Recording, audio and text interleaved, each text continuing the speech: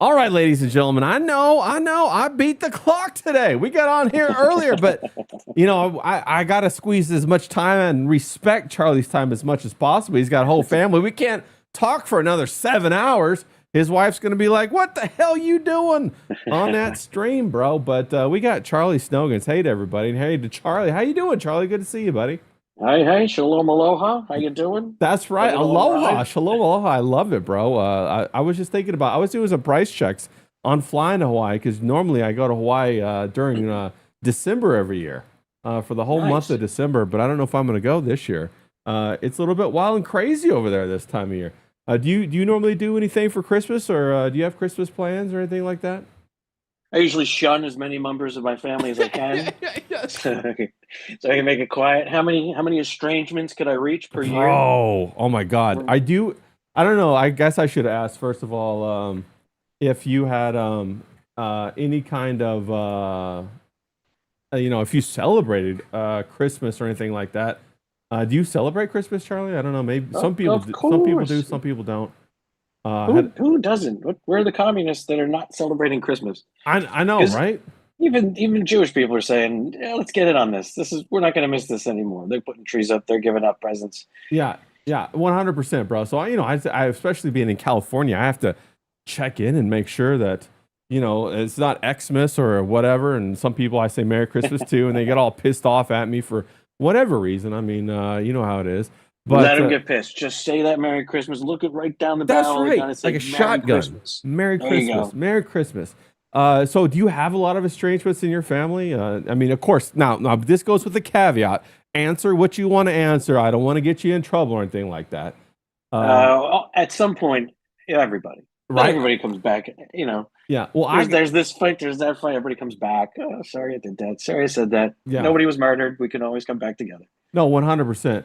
I've got like 90% estrangements in my family though.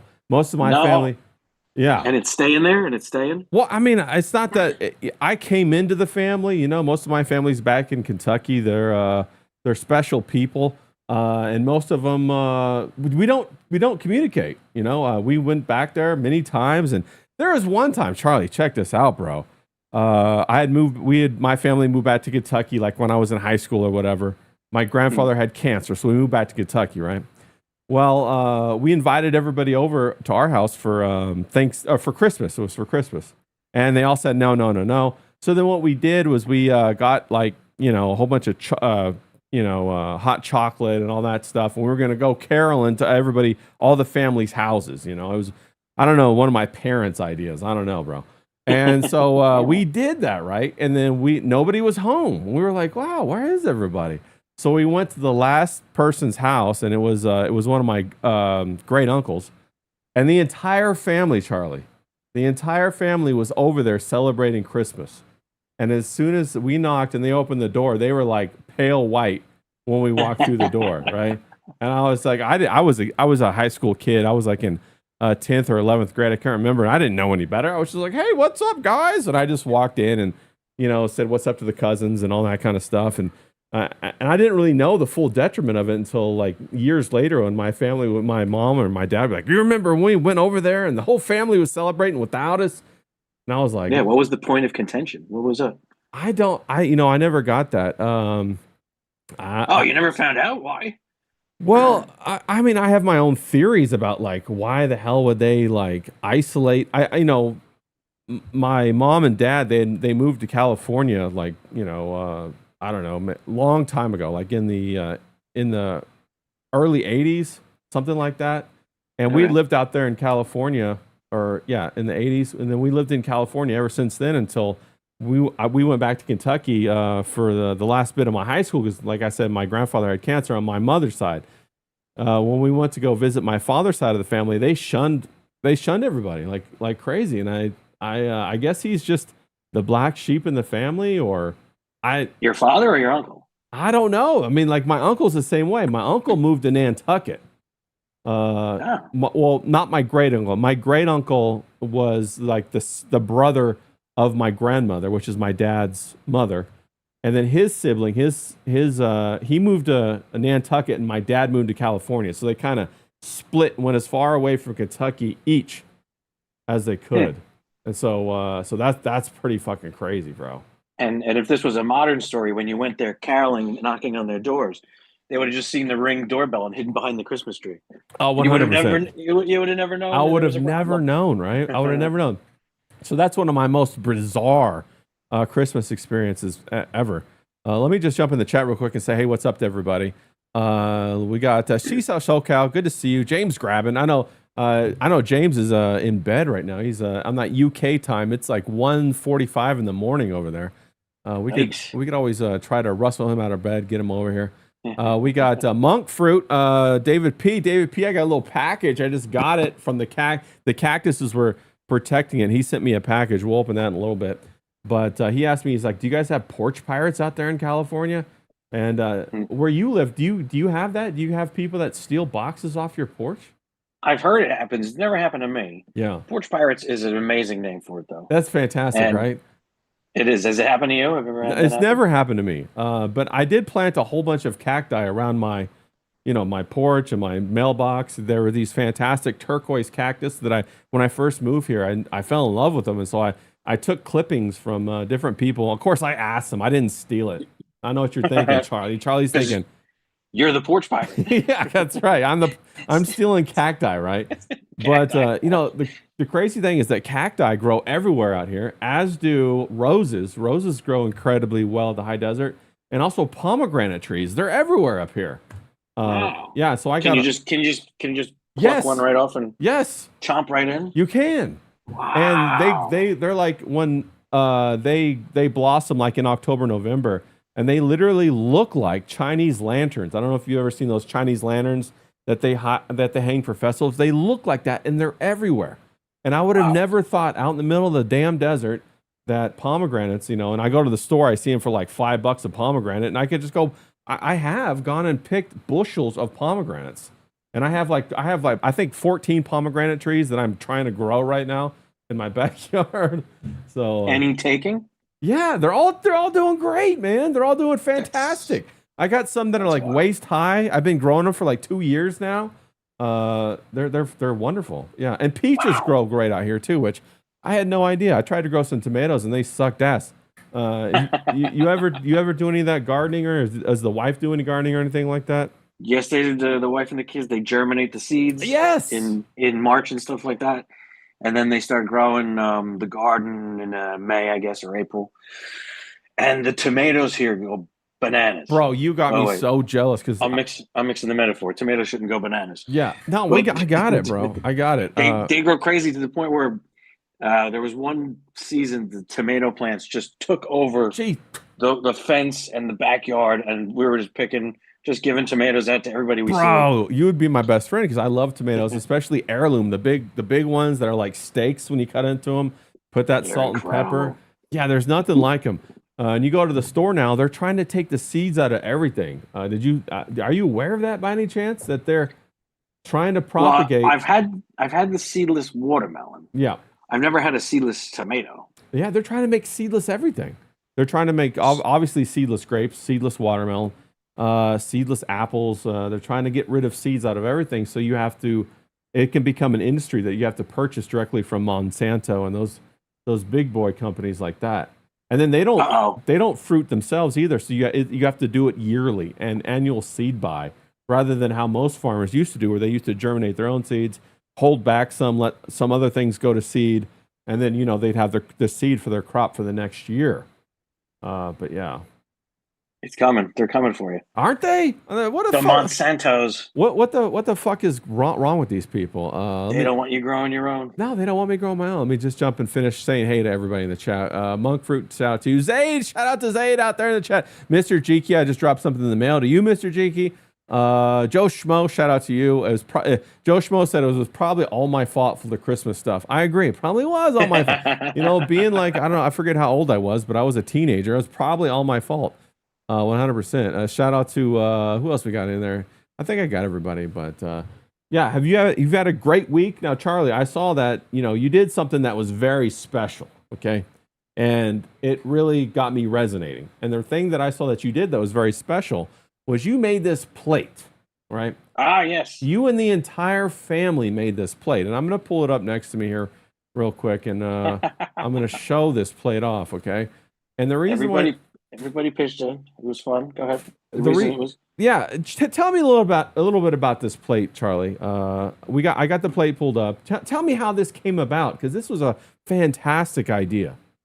all right. So all that happened was my wife, she makes things on the wheel down there in the studio, in the ceramic studio, in the garage. That's another word for the ceramic studio, the garage. There's two wheels and there's a kiln. And she spun this plate up and she makes a lot. And then she goes, "What am I going to do with this one?" And I said, "I don't know. Should we draw on it? What should we draw on it?" And I looked at my daughter and she said, "Let's draw Calvin and Hobbes." We were reading nonstop Calvin and Hobbes every night.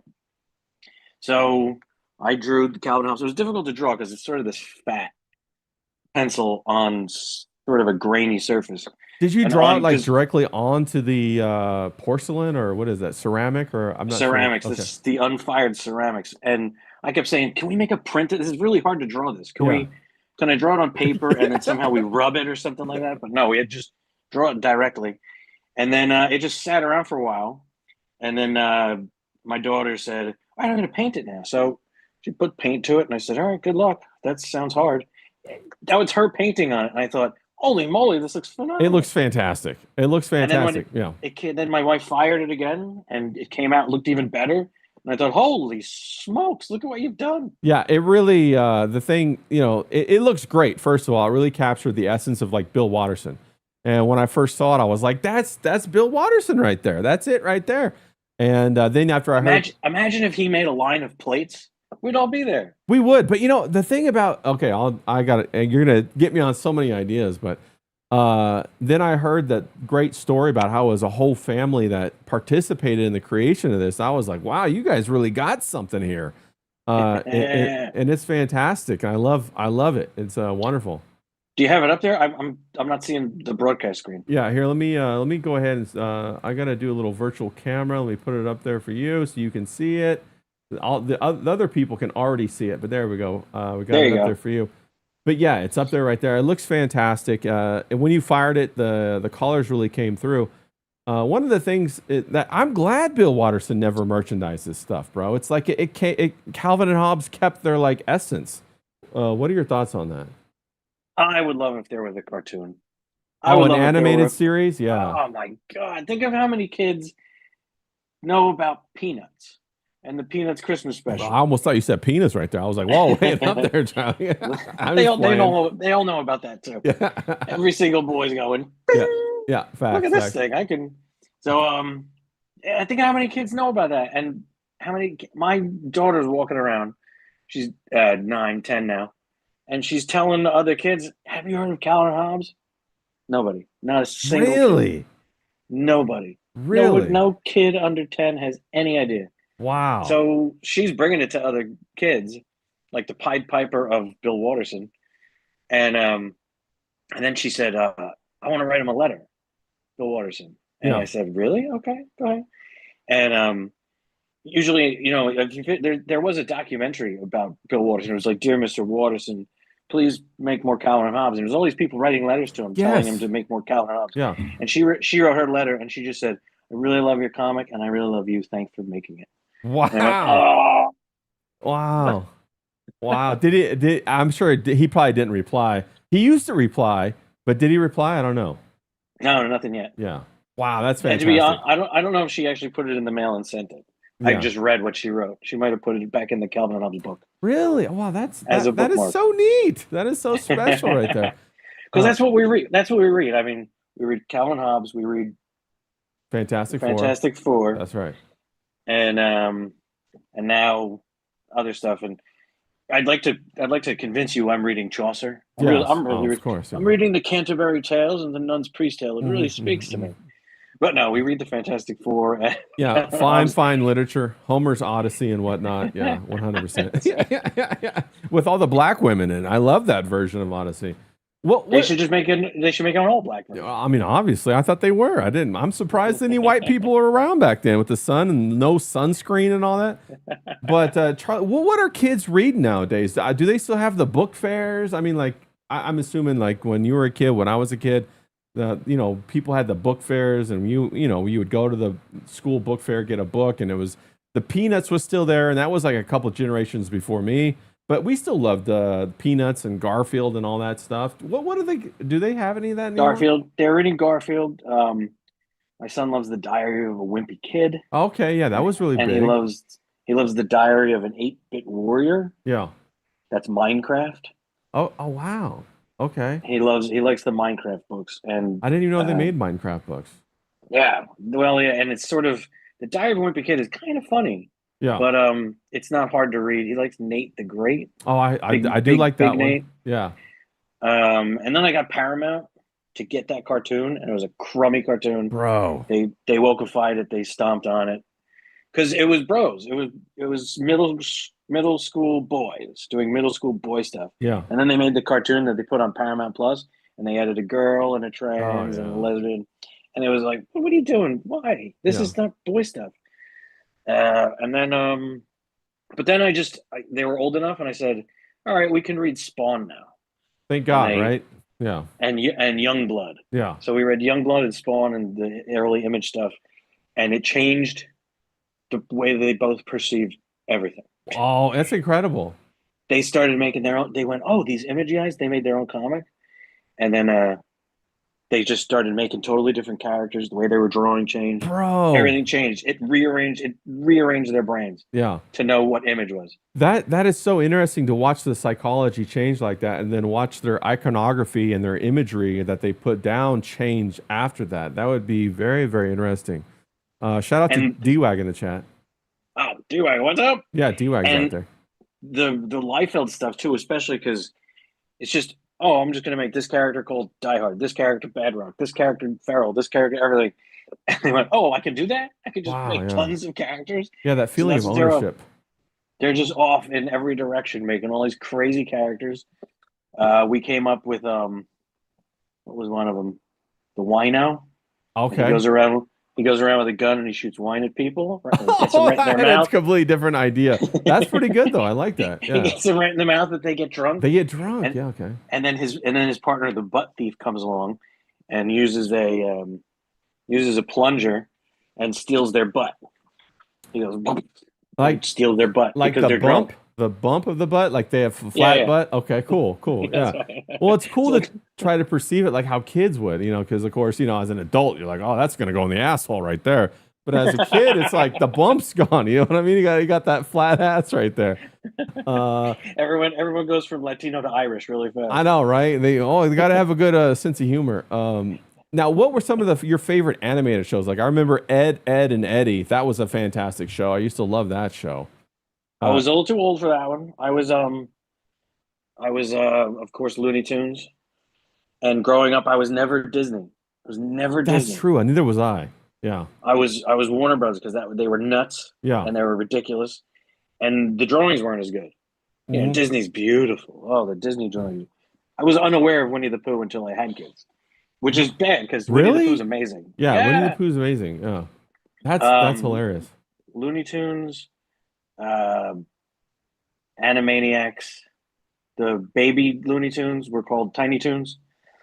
What was this? Batman animated series, Gargoyles. Yeah. Thundercats. Yeah. The greatest intro ever awesome. in any cartoon. Yeah. Yeah, I love that intro. That's a great intro. We got Joe Schmo out there. He said, did this motherfucker just call Ed, and Eddie an anime? No, I said it was an animation, like an animated story. I know it's not an anime. I didn't even know about anime back then. But yeah, I love Thundercats. Now, that was like an anime style. Yeah. Thundercats. That was the best. The intro is it's the best. Yeah. And then the show starts and it's all different. It's not as good. Yeah, that intro rule. That was good. They used to have great intros back in the day. All the shows really had great intros. They really put a lot of money into them. Somebody saying King Yeti saying a pup named Scooby Doo. That was a great one. But for me it was just Scooby Doo. I was too old for a pup. You were too old for the pup version. I remember when they made the Muppets and they had the Muppet Kids. And they had a great intro for that. But they used to have good intros. Yeah, that's right. Yeah, and every Saturday morning, you get up and you go through those emotions of getting excited about that. Can you believe that the kids nowadays don't even experience that? We watch Saturday morning cartoons religiously. I watched yes. them more than I went to church, bro. Yeah, and then church ruined for me. I wanted to see Ren and Stimpy. Oh yeah, yeah, But church, that Ren and Stimpy only played Sunday morning, and we were out the door for church. And I was thinking, yeah, I wanted to sing the happy fun song. yeah. Right. Happy, joy, Well, joy. it's also bad because like you got your buddies all talking about it, and you don't know what the hell they're talking about. That's And right. then you're like, damn it, I'm out the loop. And like back then, that was a big deal. Like I remember when the video games were going on, you had to be playing the video game that everybody was playing, but everybody was playing it and talking about it at school. Like, oh, did you get to this? Oh, did you get to that? It was such a different time to have a culture. Whereas now everybody goes online to do it. Even the younger people, even the kids, they go online. Even years ago when Minecraft came out, I never played it. But I would watch my young nephew play it. And it was the first time I was around kids a lot, actually, too. So while I was getting married, my nephew was around us a lot, and I had to suddenly stop cursing. Oh, I had really? to, I had to go from four-letter words that were my mainstays and to just geez, I have to control this. I was thinking I didn't even realize I was like this. I sounded like somebody from Goodfellas or something like that. Hey, yo, what are you doing? Oh, come on. What are you doing? Bada bing, bada boom. So while I'm trying to control my language, I'm looking over his shoulder saying, "What kind of fucking video game is this? Yeah, Everything's cubes. Nothing's interesting. What are you doing?" yeah. And they were into it, and I never touched it until my kids had me play it a couple months ago on the Switch. And as soon as you're building something and it's accumulating, I go, all right, Yeah, all you right, get it. It's kind of like I get it. digital Legos or whatever. You're kind of like, here we go. I remember when it first came out and I saw it, I was like, that reminds me a lot of programming. I don't know if I'd be into that. It's just like a lot of like constructing and everything like that. Now, it's funny that you say that because I remember there was church stopped me from a lot of cartoons as well.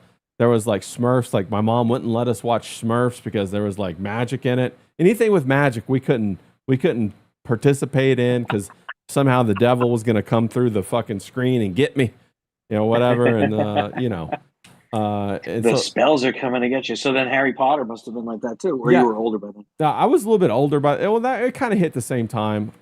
Everybody was all excited about it. I just didn't get into it because like the magic thing. I missed the window. I wasn't. Wait, what's the magic in Smurfs? I don't know. Gargamel. He's a wizard, and he would Oh, he's a like wizard. yeah, That's right. and his I thought he was just a grump. no, and his cat's name was actually Azrael, which is the Azrael. name of a demon or something like that. Yeah, it goes and like the pastors would like tell them all about this and like even gummy bears. They drunk this magical potion they could bounce Oh, around. And you would get in trouble. that was for another favorite of mine. That was the Disney one I liked. Gummy Gummy bears. Bears was awesome. Gummy Bears was lit, bro. Gummy Bears was actually the cartoon or the animation that started the renaissance in the 90s of all cartoons. But before that, they didn't make very good money. Like they tried to have what is it? Inspector Gadget. And Yeah. it was touch and go. It had a good first couple of seasons, but then it was touch and go after that. But then Gummy Bears was solid. Yeah, Gummy Bears. I was there for that. I used to know the song. Because all the songs The would songs catch me too. The songs were incredible. And then of course you had the Rescue Rangers, Chippendales Rescue Rangers, Oh yeah, which was fantastic. That was Tom Selleck and Indiana Jones. They were modeled off those guys. Oh, the pre-Harrison. That's the Tom Selleck version. Yeah, Dale was the Tom Selleck, Magnum PI, and he had the shirt that was like the Hawaiian shirt. And then the other one was Chip, and he was Indiana Jones with the hat and the bomber jacket. Yeah, and it came out later. They said, yeah, that was the inspiration for him. I thought that was pretty awesome. Could you imagine? Never even noticed that the Hawaiian shirt. Yeah, yeah. Now you're gonna go look up. In fact, here, let me see if I can't pull up a picture and I'll show you. Yeah, and I then, was there for that, and of course DuckTales. Woo! oh, DuckTales was fantastic, bro. DuckTales was fantastic. I always dreamed. That's what rich people do, right? They dive into the money bin. Yeah. That's just tax the rich. Obviously. Just get it's in their money bin. Elon has it just in the money bin. He swims in gold coins. Yeah. Just take it from him. Oh, it's not that. No. Okay. Yeah. Right. I mean, like, could you imagine diving into a money bin? Here, let me show you this real quick. You break your hands. Oh, right. Exactly. You just break your hands as you get in there. Oh, you can't just go through coins. Yeah, so there you go, right there. You got Indiana Jones. Uh, That's shocking. that's I never Chip, noticed and that. then Magnum PI is Dale. How about that? Isn't that crazy? Shocking. That's brilliant. It is Brilliant. I think brilliant, and it's absolutely brilliant. And who was Monterey Jack? I don't know, but I did love some Monterey Jack. Monterey Jack was fantastic. Loved Monterey Jack. Now And we who was got the chick? what was her name? Gadget, I think was her name, and then Zipper was the little fly. Holy Uh, moly. Now all of this stuff is very, very important, people, and the reason why it's so important is because this is how you program the culture for your children, and this is the thing that your kids are going to remember for the rest of their lives. We got some Charlie Snogan's fantastic illustrations here that Oh, there you go. he's working on for Moxie Rocket, the second Fatl coming out here pretty soon, within the next, I don't know, year or so, or whenever Charlie says. I don't know. I'm just A I'm few just trying to months. ad lib. Okay, a few A months, few months. which is fantastic. We'll launch the pre-launch Indiegogo page maybe in 3 weeks, and then Yeah. the full launch page maybe 3 weeks after that. Yeah. And And then so, we'll be there, and that picture got a lot of fanfare. yeah, I could see why. It's a great picture. It's got the hourglass. It's got the great. I could tell that plunger didn't get her butt. She still has it. So looking fantastic right there. And I even like your little title block in the upper left-hand corner with the guy leaning over grimacing. I like that. It looks Well, that was a Fatal Flynn there. That was the headshot basically that I drew in the last launch, which was that one I drew Comics Gate Kings just the other night. It was yeah. super fun. Yeah, I saw you on Comics Gate Kings. That was fantastic. It was great to see you up there with all the guys having a great time. It takes a while, and I haven't drawn on paper in a long time. Oh, bro, yeah, I was going to ask you about that. How does that feel to go from drawing, your digital all the time, and then go back to paper? Is that, or do you pick it up pretty quickly after that?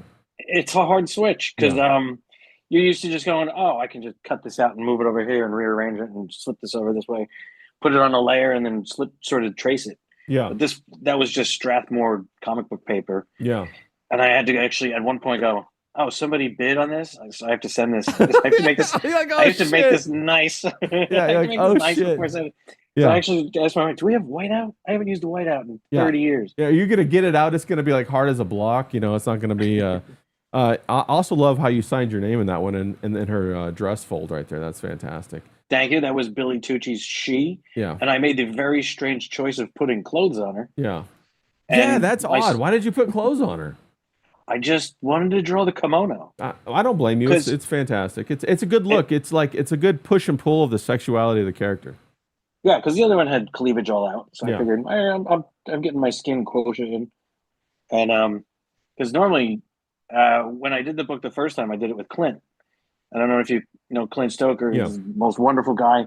He's a Mormon, and so as we developed what everything would look like, I was covering the girls up more than really any other book. Yeah. And or it was just a little cleavage and this and that.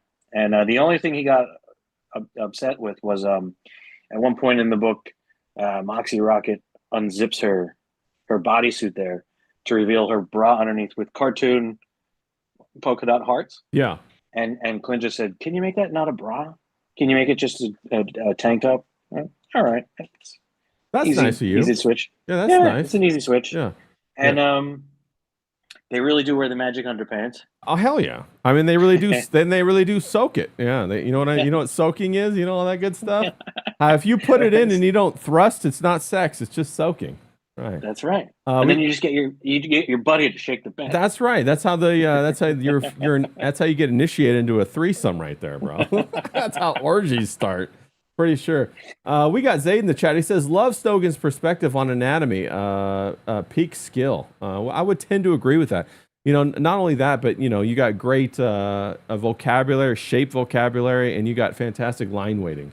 Thank you. The line weighting is very important to me. The anatomy I was never good at. I'm trying to be a little better at that. I know the sternocleidomastoid and I know the brachioradialis, but sort of past that.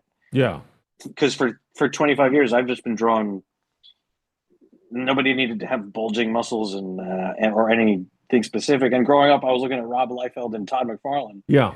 And they're not very into the specifics. But in the past, since 2000, people are really serious They about are, getting aren't those they? muscles correct. Right? It's like all of a sudden like graphics became super important over the story, and like now there has to have the eyelets on the boots. You have to have like the right number of notches in the wristband on your watch. You know, you gotta have all those little details and stuff, and you're like, holy shit, this fucking panel's taking me a week. And you're like, But I'm much more in the mind of like the way Roger Rabbit explains it. yeah, You know, oh, you yeah. remember the Who Framed Roger Rabbit? They're in the back room, and he's got their hands are both in the handcuffs, and Louis been, or what's his name, Lou, he's been hiding him everywhere, this and that, and then he's sawing to get them out of the handcuffs together, and Roger Rabbit pulls his hand out and goes on the other side, And helps and me. he goes, "What are you doing?" He goes, "You mean you could have done that anytime?" And he says, "No, only when it would be funny." Yeah, yeah.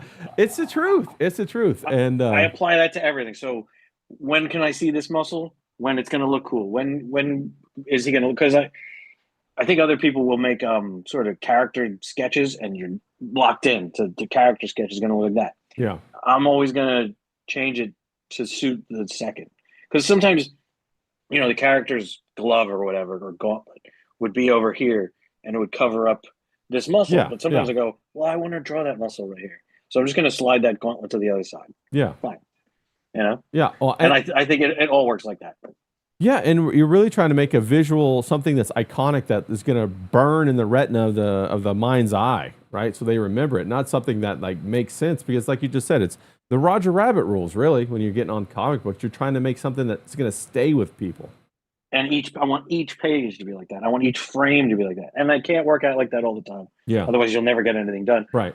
But I want it to pop and look cool. That's all that matters, So, oh, she looks bigger, or that monster looks bigger in this frame than it did in the last frame. Well, that's what we're doing. We're making it, Bro, slow, and then slowing time down and pushing it, everything. yeah, I completely agree with you on that. All of these people, like I don't know. When I say these people, I don't know who I'm talking about. I'm not talking about any specific, but people, Sticklers, yeah, sticklers in on Reddit that would say, "Ooh, on page number 4, the R was above his nipple, and on page 49, it was on his nipple." It's these people who don't do it or don't draw or don't realize that everything is it's transitional. Everything is in a state of flow. But if you lock it down and it doesn't flow, it becomes stale and boring. And I think that's what's important. You're as an artist, you're constantly trying to juggle to keep that freshness and that feeling of life, to imbue that life into your. It just happened to me earlier today. I mean, I don't know how much this happens to you or anybody out there. You make a sketch, and the sketch is just brimming with life all the time, bounce and squish and bounce, and it's wonderful. And then you take it to the next level, and you're inking it or whatever you're going to do, or paint it now, and everything suddenly locks up and freezes down, and you go, "What happened to that great thing I had? Right. Where'd it go?" Yeah. So R.T. Bear is one of the best, if you know R.T. Bear. Yeah. And growing up, I was reading all those books, and he was often the inker, and I always thought Art Thibert is just this artist is so fantastic. And then when I started going on streams with people, and I was talking to R.T. Bear, and I thought that was his screen name, like he was R.T. and Artie Bear, like artistic, and he was a bear. Yeah. And I was just talking to him, thinking, this guy's awesome. Who is this guy? Yeah. And it took me a few streams talking to this guy so fire to realize R.T. Bear was Art Thibert. Yeah. And I went, oh my God, that it actually worked better, because if I knew he was Art Thibert, I would have been nervous. Well, how did you find out that it was actually Art Thibert and not I saw him on another stream and saw his name spelled and went, oh, that's Art Thibert. I've been talking to Art Thibert. Never realizing, oh, I've been calling him by the completely wrong name. Yeah. That's the epitome of hyperbole. Yeah. So the epitome of hyperbole. Hyperbole. That's what I always call it. Yeah. I thought for the longest time too. I thought epitome and epitome were opposite words. Yeah. Like I thought if something's the epitome of something, it's the worst version. Yeah. That's the epitome of all things, because it's a pit. Yeah. And then I thought the epitome was like, hallelujah. Let's get the epitome of something over here. That's not funny. the epitome. Well, it's hilarious because it reminds me of like I don't know if you've seen some of these interviews like on YouTube or TikTok or something like that, where there's this guy going around to his high school and he's asking people to read words like cliche or whatever, and they can't even read the word and they don't know. Oh no. Yeah. And so that's kind of like what you were just kind of describing made me think about that. That's I would have been embarrassed in this little kids too. I remember growing up to it, and maybe I was in college. My college girlfriend, she was this very serious student. She was going to be a doctor, and she looks at me. She's reading some magazine, and she says, "What do you think of euthanasia?" And I said, "Well, those kids in China, they need more rights." I guess that's how I see it. It's not fair that they have no rights. That young guy that stood in front of that tank, Yeah. that wasn't fair. Yeah. Euthanasia. I Yeah. think they ran him over. What? And she looked at me like, "The fuck are you talking about?" Oh, and she didn't think it was a joke. She thought you were being serious. I was 100%. Well, I know, but I would have played it off like a joke. We got D-Wag in the chat. He says it's called a malaprop. Yeah, when you miss. Yes, malapropism. Yeah, that's right. Yeah, which is fantastic. Yeah. No, I've had countless retarded moments, and okay, now this might be a little crass, but I was listening to some people, especially Charleston White. I don't know if you've ever heard of the guy online. His name's Charleston White. He's a black fella, and he spent a whole bunch of time in jail, and then he rehabilitated his life. Blah blah blah. Now he's a huge streamer, and Nice. he said the most powerful thing you could be. Of course, he's a black guy. He said this. Okay, is a black N-word. He said that's the strongest character that you can project out into space because nothing can defeat that because of the attitude and the nonchalantness and the whole lack of energy that you have to exude in order to maintain that character. Whereas everybody else, in order to overcome it, they have to exude energy. And so you will always win the dynamics if you just play, he said, I guess I could say dumb white boy if I was going to say it for my version. But I thought that was pretty interesting. So if you play stupid, basically, you're always going to win. Let me think about that. Yeah, you think about that. Maybe. Yeah. I don't know what to make of that. Yeah, well, I live in an area, especially we got a whole bunch of. It's a melting pot where I live. I hear all kinds of stuff going around. I don't know for the 4th of July. Did they have fireworks out where you're at, Charlie, for the 4th of July, or do they crunch down on that kind of thing? No, we had huge displays. Yeah, everywhere. It was phenomenal. Were they Backyards, in the street, towns, or were they up in the sky, or both, or official town stuff, back streets, backyards? Everybody was launching everything. Yeah, that's fantastic. I love it when that happens. A lot of the streets that I grew up on, we would have those. The dads of each house would come out with their little bunch or whatever, and all the dads would get together, and then they would do the little fountains and stuff like that. Well, yeah. And when we were kids, we couldn't get any of that stuff. You had to go to That's right. We had to go to the south of the border. Yes. Buy stuff because New Jersey and everything north of the Manson-Dixon line there was Manson-Dixon line. Yeah. We had the same thing. I had a friend of mine. His mom often drove across country, and so we would give her our order, and she would on the way back in Nevada, she would buy. Only Nevada had them. You could buy all kinds of crazy fireworks. Well, where I live now, it is basically south of the border. We imported the border where we're at, and so we have the Mexicans. And bro, they had mortars going off like they were. I'm not even kidding, bro. It was like howitzers, bro. Howitzers. That's awesome. Yeah, and they were the ones they were better than what the city did at the city thing, bro. There were these huge ones, and they were all timed and everything, and I was like, wow. So yeah, it's getting pretty serious, even though it's illegal. It's illegal here. Well, nobody enforces any laws whatsoever in Los Angeles, right? Yeah, well, I mean, the only laws they enforce is if you're going to be, good and you're going to try to stop some fraud or something, then they're going to pass a law. Did you hear about that? The Nick Shirley Act that they passed in California that you couldn't do independent journalism to audit any type of government. I have not heard that. Yeah, since they passed. I don't know if I've ever said this before, but since Scott Adams died, I don't get any news. Everything, all the other versions of news are so boring. It's true. I can't pay attention to Fox News or news. I just can't. It's so boring. Yeah. Scott Adams had such a good tilt on it and a way to look at it and not be sort of on either side. And without him, I don't pay attention anymore. Do you think news was always that boring, and do you think that because of social media, like our I don't know, we've refined the ability to take in information, like you know, we've become so like I'm so used to getting it from YouTube or whatever that like right now, and I just want you to bullet point it for me. I don't want a big intro. I don't want the news talk tonight at 7. The premiere. Let me tell you about it. See you then. I don't want any of that, right? I want the wham bam thank you man version. The way you just did that was excellent. You would be excellent. I will tell you all about the fantastic news. You got to get the bobble in there with your head. You know, Ken Tucker live at 11. You would come in. You would come in with surfer news. Yeah. Big waves Brought today. to you by a surfer for the surfers, but then do the really serious stuff. Completely ridiculous. Oh, I bet that would do well. Comedy. Do something really serious in an idiotic way. Yeah, and then do something really idiotic in a really serious way. So you do the international news and do lots of jokes with it, but then do a news about how people can't shit properly anymore, and bring in a real serious doctor. Now, is it the corn? Is it the lack of fiber? What is it? Can you get to the bottom of this? Is it a conspiracy? Is it the Rothschilds that are making people not be able to shit anymore? Like, what's going on? Ken Tucker at 11. Yeah, that's that. We'll do that 100%. No, but fuck, bro. Well, when I was a kid, I would watch with my mother the McNeil Lira Hour. Oh, I used to watch that. Yeah, on PBS. And PBS, and it was the way people spoke then. It was a serious conversation. Go look at it was serious.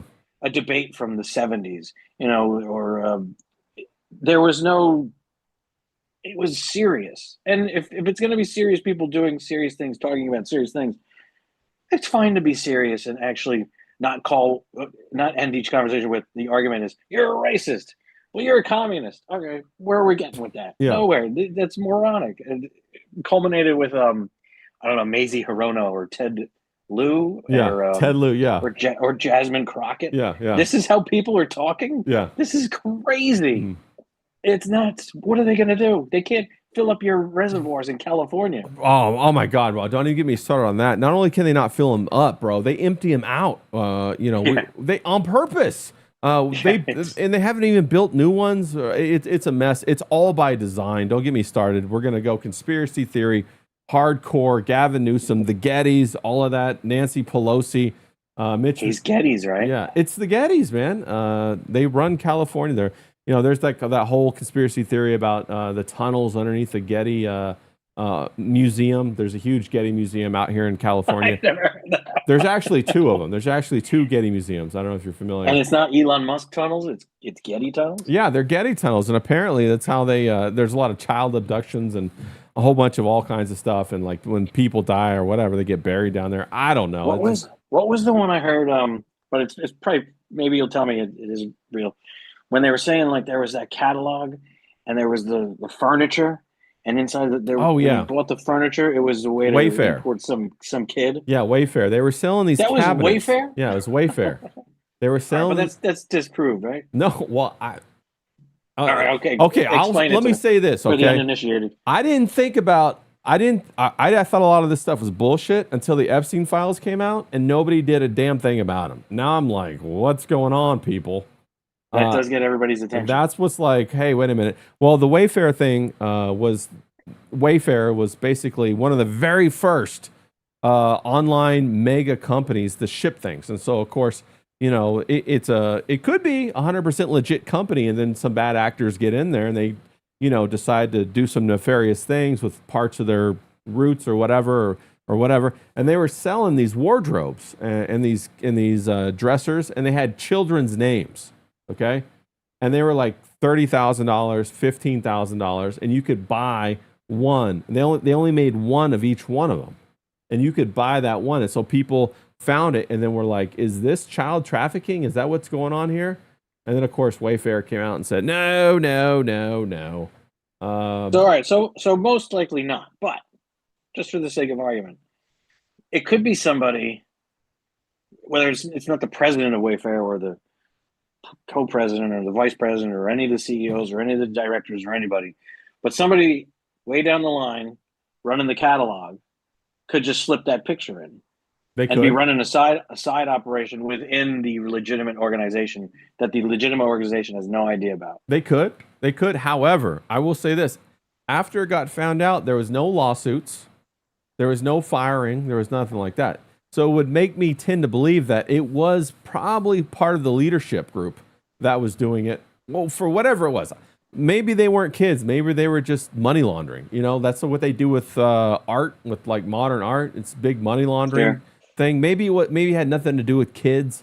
Maybe it was just an opportunity to do money laundering, or maybe to do something with like a politician. Yeah. Hey, if you buy this, then they're going to get that contributed to their whatever. But there's all these laws, and so this is kind of a loophole to get around who we can financially support and things like that. And maybe the whole thing about them saying, "Well, it was children," was just something to like obfuscate it in hyperbole, so that people are like, "Bro, that's fucking crazy." But now nobody's looking at it. Well, yeah, because the first picture that goes in my head is there's a wardrobe, and it's the Timmy collection. You order the wardrobe, and you open it up, and this little Timmy stumbles out and goes, "It's been so long. I've been in there. It's so dark. I used to be fat. Now I'm thin."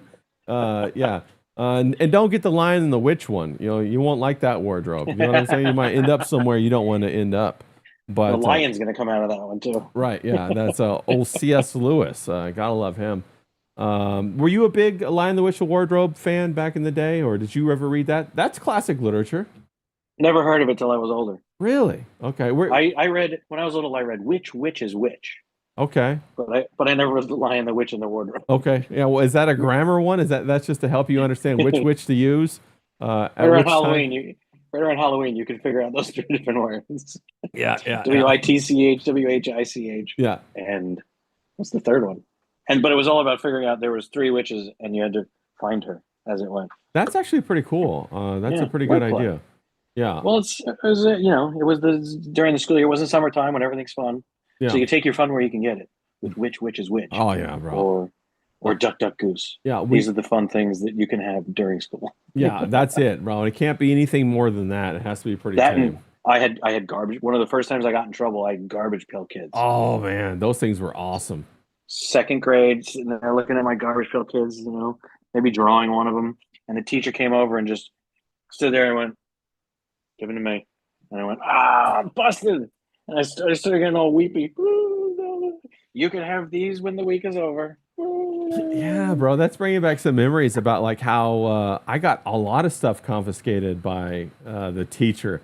Like, I don't know if you remember those little muscle men that you could use to play with, and they were like plastic, and you could throw them and fight them and all that kind of stuff. And weren't they just called muscles? I think they were like MUSCLE. Yeah, I think they were like muscle men. I got all those taken away. A small toy to bring to school in your pocket. Yeah. That's worth playing with underneath the desk. Yes. Anything to distract. I remember I had a whole brick of ladyfingers. Did you ever play with ladyfingers? They were little tiny firecrackers, and they came in a brick, and you could unwind them and then light them up. And don't ask me how I, like, as a 3rd grader, had all this firepower. I don't know. We had M60s, M80s. I remember going out to the creek and like taking the G.I. Joe men and wrapping them up in bottle rockets, shooting them up, or M80s and completely blowing them apart. Did you ever do anything like that? Did you ever? Somewhere in 5th, 6th grade had the M80. Yeah. Not in 2nd grade. I wasn't doing M80s in 2nd grade. 6th grade, I remember picking up frogs by a lake up in. I got to vacation with my family. My friend's family would take me to vacation in Cape Cod. Nice. And Cape Cod up there was the Cape Cod baseball leagues, and there was frogs by the lake. You would catch the frog, and the frog would pee on you. Yeah. As long as you don't care about the pee, you're fine. Oh, did you ever get any warts? Because I remember everybody said, "Don't let the frog pee on you; you'll get warts." No, I think that's an old wives' tale. Yeah. And we all know how wrong those old wives are. Well, most of them are, bro. Most of them are. But hey, they do a good job taking care of the kids. I'll give them that, 100%. And cooking. Yes, but not with information about wildlife. Yeah, not with running society. Let's leave it at that, right? Let's keep the old wives out of the old, societal control before it becomes tyrannical. No, we had all that. So are you able to do this summer all your summer things that you want to do? Let's see, this summer. I mean, I'm always doing what I want to do. I love it. That's fantastic. Yeah, I'm doing a lot of art. I'm gonna start going on plein air a lot more again. I'm very excited about that. Want to do some plein air streams. One of my goals is to paint every mission in California, because of course in California we have, I think, 35 or something like that Spanish style missions that were here in the 1800s that were built up the coastline of California, and they actually go back a little bit in Arizona too. And there's actually some in Italy. I'd like to get to Italy one day and paint those as well. But the California style missions, I absolutely adore those. When I was in third grade, we had to, everybody, it's some rite of passage for Californians. You have to actually pick a mission, research it, and then build that mission like diorama style. And so that's a lot of fun. And well, for the uninitiated that aren't from California, a mission to me that people I speak to is when they go off and preach or something like that. Okay. Well, I'll tell you, the California missions were set up by the Catholics a long ass time ago. And each mission was like a little a church and a homestead where the Catholic priests and everybody, back when it was still Mexico, back when California was still Mexico, and they were trying to proselytize. So yes, you're right. They were trying to proselytize Mexicans and trying to get them to be Catholic and all that stuff. And so they built a whole line of them up the coast of California. Instead of just going there and leaving, they built a little church. Yes, and that's called the mission. Right, and it was where all of the priests lived, and they had they grew their food, and they got like the local people to help grow their food. And while they were there, they were saying, "Hey, did you ever hear about Jesus? I want to tell you about Jesus." And so our Saint Mary, I want to tell you about the Our Father, and then that would happen. And so we have I think 30 something up the coast. Yeah. All the Beautiful. way up the coast. And when you're doing plein air, are you doing watercolor, gouache, oil, acrylic, oil? Yeah, oil. Very good. Go and do plein air and oil. I got my own little easel that I take with me with all the great travel easel and all that kind of stuff, and it's Beautiful. a lot of fun. I love it, like a young John Singer Sargent. Out Exactly, on the coast. Exactly. It's just like Sargent. His Florida paintings are the greatest. Yeah, I love his watercolors. I love his watercolors through Venice. Through the different landscapes out there, but yes, his Florida paintings are fantastic. And I would imagine you're all. I've never been there, but all I ever hear is the best lighting on earth outside of Italy. It's actually super similar to Italy. Is that Florida stuff he was doing and the California coastline? True. Yeah, California coastline has some fantastic light, especially when we're the golden hour. Are you familiar with the golden hour? If people don't know what the golden hour is, there's 2 times of the day when the sun's at a certain angle. It's 25 degrees. It's not quite set yet, but it's still up in the sky. You get an hour's worth of sun, and it turns the light gold. And what it does is it brings out the most light, or the most color rather, in your subject that's possible for you to see, and it's absolutely stunning. Absolutely beautiful. So we have fantastic golden hour, and it's also mirrored off the coast if you're close enough to the coast to see it, like the ocean. Yeah. So in Florence, and in Italy, you can explain why, because Florence is a basin sort of between 2 mountains. So when the sun hits that beautiful spot, they get a little extra that time, and the sun is shot through this prism of the dust and the air and the quality and everything, and it makes everything just look spectacular. It does. Is there a reason in California that happens? Oh, I can't say that I know exactly why California. I would assume that it's probably because it's on the same meridian, the same, and so I think that at that meridian, it probably has to do with the thickness of the atmosphere or the angle of how the sun comes through. But beyond that, I would just be speculating. Then no. That sounds like a good answer. Maybe God gave it to us because everybody else in California is everything else is so horrible with all of the people and their politics and their absolute hatred of the arts and all that kind of stuff. So maybe that's God just kind of making up for it. I don't know. That sounds about right. Yeah, because and also the same quality of wine and champagne are in California. Yeah, I heard it's very similar. Also, there's another place that's in France that's down by that has a coastline kind of by Portugal that's somewhat similar, very, very similar to California. And everybody says, "Oh, you should go surf there. They got great waves there too." And you should go over there. It's much like Southern California. I'm like, "Well, I'm already here, bro. I don't know if I want to pay like 10 grand to go somewhere like I just left. You know what I'm saying? Jesus. I tell you, if I went to France, though, if I went to France, I would go to Lyon, the heart of where the food capital of France. I've heard that it's fantastic down there. It's in the countryside. They got great food. Are you a big food connoisseur, or does it matter to you that much? I like cooking, but my wife is a brilliant chef, so I let her do that. And she's quicker at it than I am. Yeah. But she makes the most brilliant food, and it's just here at home. No, that's Just fantastic. it beats any restaurant. And I see what you're cooking out there. Yeah. Holy smokes! With your that's a good if you ever forget art or streaming, spectacular chef over there. No, All your food looks gorgeous. I fell in love with food, bro. I think that my mom and my dad, they were always good cooks, and my mom had me cooking by the time I was 10 and 11. And like I'd have a babysitter or whatever, and I'd be cooking food for all of us. You know what I'm saying?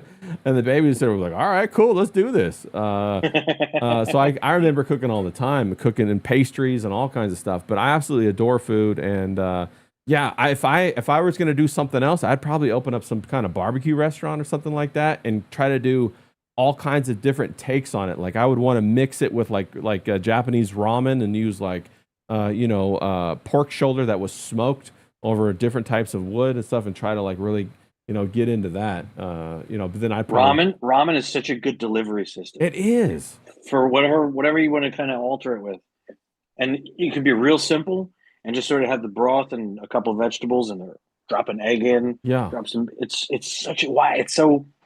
I mean, sometimes I just want ketchup. Yeah. That's what I want. So that's all a French fry is to me. It's a ketchup delivery Yeah, to system. hold the ketchup. Oh, I'm getting the ketchup. And if you could get great ketchup, like real ketchup, like you're just like, oh my God, right? It like wakes up the senses like crazy, as opposed to like, the hunts that I've had up on my shelf for like 3 years and it's still good, right? You're like, how is this still good? How much tomatoes is really in this, bro? Oh wait, you just flipped my brain on something else. It's like change, but when we were kids, milk, you buy the milk at the store. Right. And you come home with your milk, and it says it's as Jerry Seinfeld said, it's branded on the side, just like the July 17th. That's it. Yes. Don't drink it past that date. Yes. And that's 5 days after you bought it. Right. Right. So right now, if we bought some milk 40 years ago, it would be July 25th. Right. Right. Don't drink it past that date. Right. You go out and buy a gallon of milk right now on July 16th.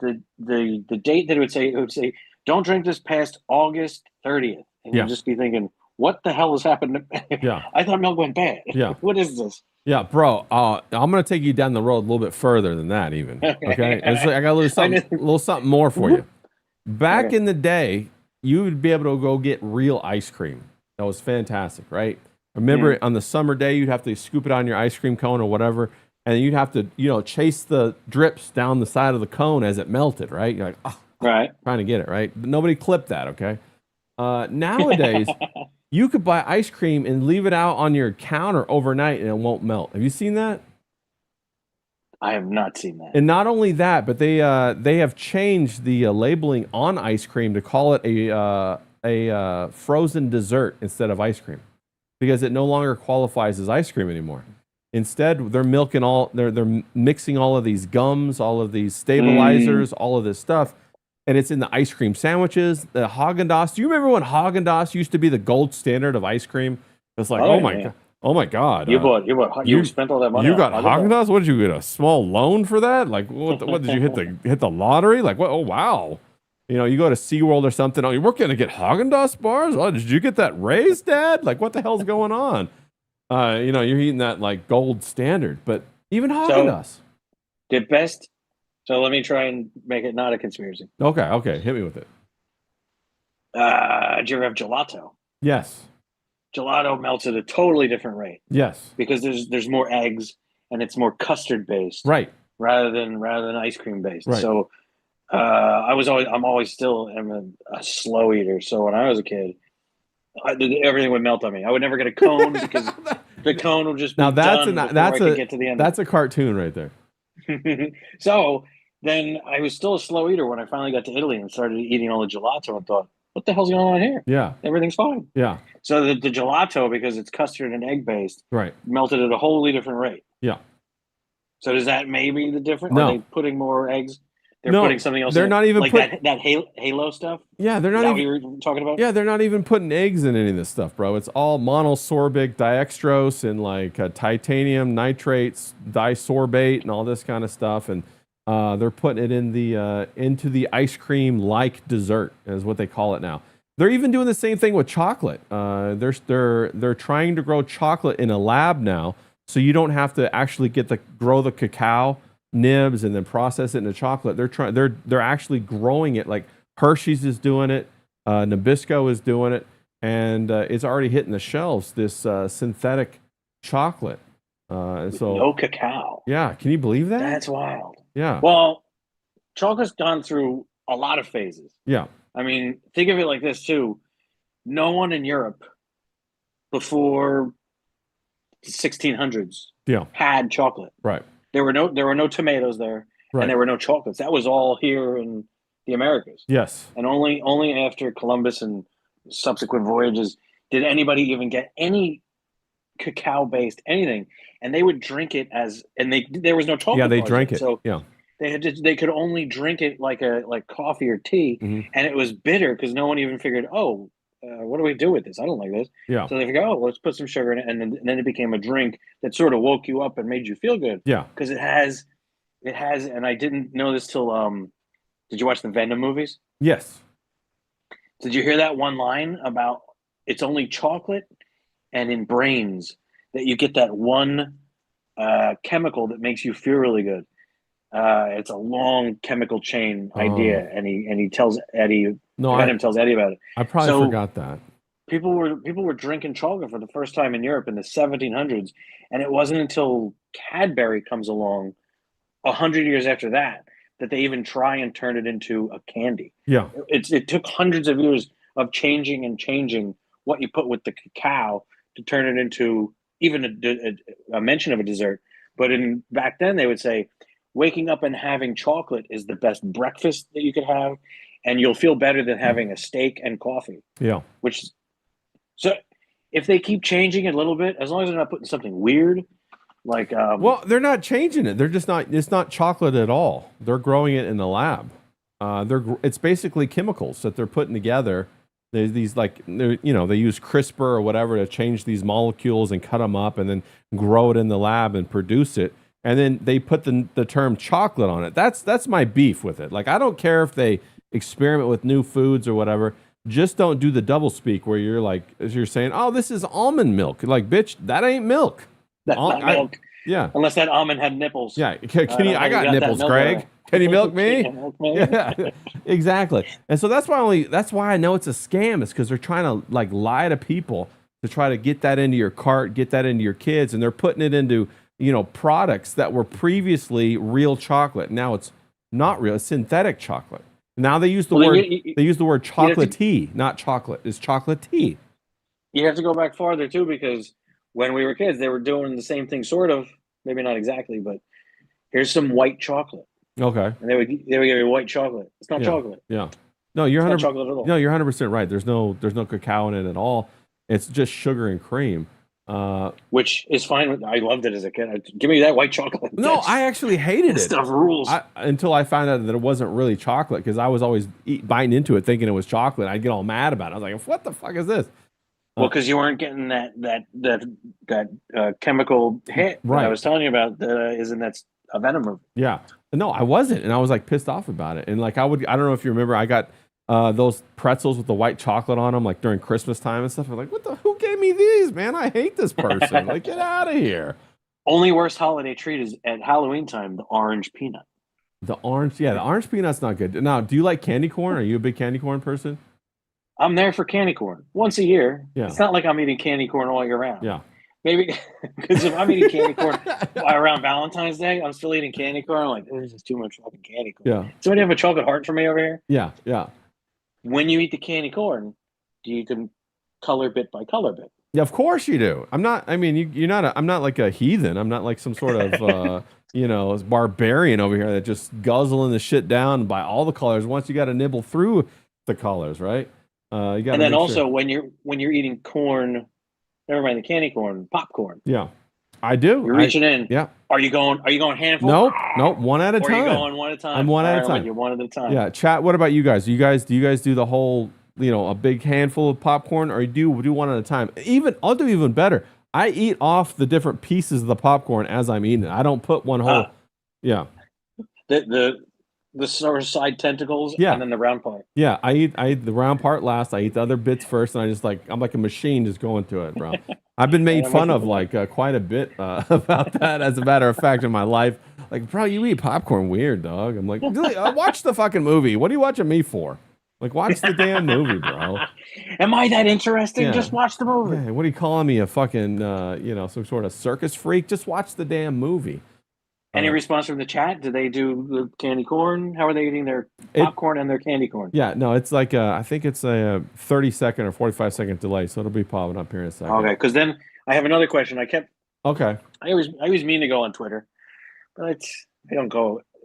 I want to go more, and interact, but sometimes I just go, I'll do it later. Yeah, me too. Exactly. Here's I had a 20-minute conversation about this topic.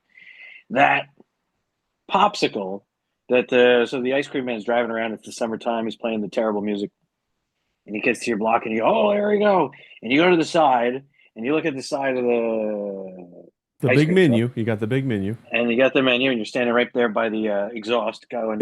You're breathing all that in, smoking Marlboro Reds for 10 minutes, and now for my sweet treat, you see the old standby.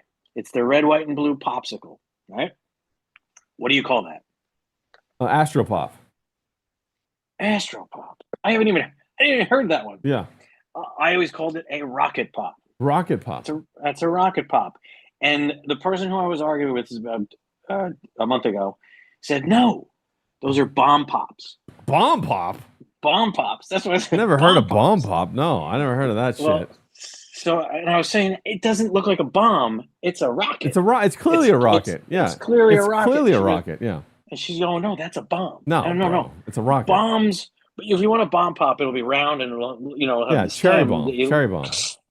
That's a bomb, or maybe it's a bomb going to look something else. Or if you're thinking of bombs that fly through the air, but the bomb is carried by the rocket. Right. So that's a rocket pop. Now, I've never even heard Astropop. Now picture this: you're a 10-year-old kid and you're arguing about that with your 10-year-old friend. You're like, no, Yeah. The semantics of the delivery system of ICBM missiles, bro. Like, no, bro, you don't get it. You just don't get it. People. I'll even accept if somebody was calling it a missile pop. No, it's Astropop. That's what it was. I remember the commercials for it. I remember it on the side of the thing. Now I know that different regions do different things, but it's clearly a rocket. We are in agreement about that. It's a spaceship to go somewhere, clearly. Yes. Yeah. So Astropop might have been a brand, because when I looked into it, Bomb Pop was a brand like Kleenex. Oh, okay. And the different regions, maybe California or Kentucky had Astropop, and New Jersey had Rocket Pop, and New York had Bomb Pop. Yeah. Now it all depends, Yeah. Now we got people in the chat. They're saying they eat their popcorn handful at a time. Monk fruit sweetener. He says he eats his candy corn one bite at a time. What was it, that Astropop or that rocket pop where you guys lived? Was it a bomb pop? I know that, like, where I grew up, we called all soda Coke. What did you guys call it? Like, if I wanted a 7-Up, I'd say I'm gonna go get a Coke. If I wanted a Dr. Pepper, I'm gonna go get a Coke. If I wanted a Coke, I'm gonna go get a Coke. Where I was, I prefer the Midwest thing. Yeah. Of calling it pop. Yeah. I think that feels right. That's got the right feel. But where I in New Jersey and New York, it was always soda. Soda. Okay. Yeah. Soda. Which also doesn't quite make sense, because then what you want with your cocktail is soda water. Yeah. Or club soda. Yeah. But to call it all soda, that's. Yeah. I prefer pop. No, I agree. I knew people all called it soda. You want your soda? And I was like, nah, I'm not like I don't like soda. We got Monk Fruit in the chat. He says Indiana has bomb pops. They're called bomb pops in Indiana. So there you go. They're called bomb pops. They're wrong in it. I can tell you definitively. They're wrong in Indiana. yeah, Indiana. Among many other things, maybe. Yeah. I just figured that we always called it Coke because we were getting trained in order to, order it by the gram or the kilo when we got older, so we got used to that, ordering Coke. The Bolivian marching powder. Yes, exactly. All the way down there to Colombia. That's how we do things, bro. All the way down, I got to get her done. No, but that's fantastic. It's funny to see these differences, like especially when you're growing up. And do you see that with your kids? Like, do you see that like their jargon is different than your jargon was when you were a kid, or No, their terms similar? pretty similar. The thing that I was just shocked by is my son and his friends. They're sixth graders, ending sixth grade, I guess. They're calling everything gay. Okay. Everything's gay. Don't do that. That's gay. Oh, Don't do that. That's gay. That's and I'm brilliant. Like, that's brilliant. I'm fine with it to an extent.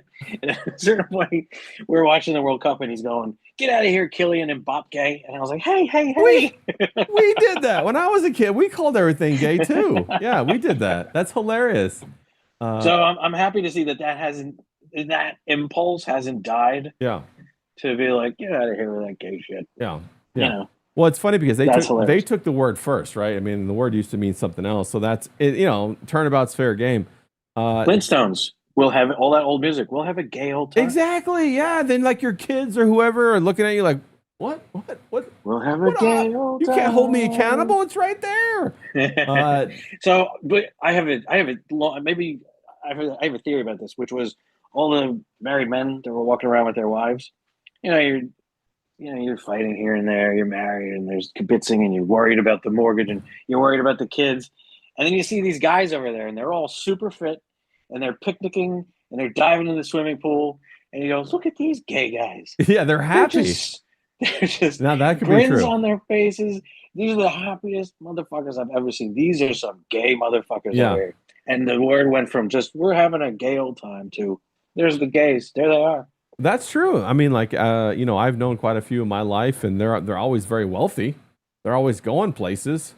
But I recently, not recently, but I learned also they have a big stock of diapers. Were you aware of that? That they when they're old? No. After you enter the back door so many times, you lose the ability to close it, bro. Yes. Yeah. Oh, yeah, I've heard plenty of that. So I was like, oh, okay, wow, I didn't know that, bro. That's a TMI right there, dog. Yeah. I would say to him, like, at a certain point, let's save this for a holiday, fellas. Pipe down. Can you wait till I'm drunk at least? I mean, not too drunk, but pipe down, and then I was like, pipe down, and they were saying, no, pipe up, let's go. Yeah. Oh no. Well, I mean, yeah. The other thing too is they are definitely party people, 100%. Yeah, excess cash, everybody's earning, no kids around. Yeah. You don't have to yell at anybody. Yeah. So how about 10 of us go to the Greek Isles in our Speedos and admire each other's phenomenal physiques? Yes. And whoever wants to do whatever, they'll do it. Well, I had a couple of buddies that they are gay, and they went on a couple of these cruises. They told me what it was like, bro. They said, like, as soon as you get on the cruise, all gay cruise, there's like no women, it's all dudes, and the schlongs are out like fucking like that, bro. And like all kind, like, cause think about it. We talked about this last time. It's like the female is the governor of the sexual impulse. Like, guys are gonna want to fuck 100% of the time, but especially if you're going over to the Greek islands. I mean, like, come on, right? Jesus Christ. Yeah. Just off the chain. Yeah, basically. No governor plate. Well, and also that, bro, they also invented that pink cocaine stuff. Have you heard about that? That it's called Tucci. It's a pink substance. It's like it has cocaine, it has ecstasy, MDMA, and it has ketamine in it. A muscle tranquilizer. So that all of your muscles go kind of limp. But you're happy about it. Yeah. Like I've always heard they use the amyl nitrate to loosen up. Yeah. And apparently, like Diddy was all about it. He had that everywhere. Yeah. And it's called the pink cocaine. Yeah. Diddy. Yeah. Woo! Yeah. But no, that's some crazy. That's the funny stuff that you find out about later, right? Because like everybody, when you're a kid, you're growing up, you're thinking, oh, everybody's like my parents or whatever. They're all the same, but they're not, bro. And certain groups like the party hardy, like for 4 or 5 days, and they get on this stuff and they're just going. And that's what I'm talking about. It's like a little bit different. And I was like, wow, okay. Well, I gotta fix your audio a little bit. Let me fix that. No, you're fine. I just got to fix the audio. I just kind of glitched out. All right, yeah, you're back. Is the audio okay? No, it's great. This is my one good one. No, you're fantastic. It glitches out sometimes every once in a while, and I have to fix it. But you're fine. No, you would think they slow down. You would think that they do, but just in my experience, I'm sure everybody. You can't paint everybody with a broad brush. There's highs, there's lows, there's outliers, there's people who are the mean. But for the most part, they always throw awesome parties. Every party I've ever been to is fantastic. In fact, I've used to go to a whole bunch of parties around L.A. and San Diego and everything. And in fact, they would end up having me cook. They would invite me and then they'd say, "Hey, can you cook?" Nice. Yeah, and I would do it, bro. Would have a great time. And they used to buy all the big, like very expensive, steaks, the big, 2-inch, like 21 dry aged, all that kind of stuff. And at these parties were there ladies around as well? I would bring ladies. Yeah. Other than that, okay. No. Other than that, there would not be. But that's an ideal date then. It is. Yeah, it is. Yeah. Other than that, like it would be a little bit too much. Like I couldn't drink if you know what I'm saying. It's one of those things. Because you're on Heine patrol at that point? All the time. You gotta like. It's like the gay people always they say, hey, it's just always present. And I think like a lot of women who have gay friends and stuff like that, they're not aware of that because they think, oh well, he's gay. He's not. I feel safe around him, but. When you're around gay people, like if you're a man and you're at least halfway decent looking or attractive, whatever, it's always that possibility. Like, you'll catch Steve over there giving you the eyebrow, at like 11:30 at night. Like, have you had enough to drink? You want to try it? And you're kind of like, well, because suddenly it's like being a lady. Yeah. Because suddenly it's everybody's because you think if you're just walking around town or a park or the street. Especially if there's not a ton of people around, you kind of say hi to everybody. Yes. I'm in the suburbs now, and I would think, why is everybody saying hi to me? Well, because you're not in Manhattan anymore. This is not New York City where you just walk past each other. So you say hi to everybody. Everybody says, hey, how you doing? What's up? Yeah. Nice to see you.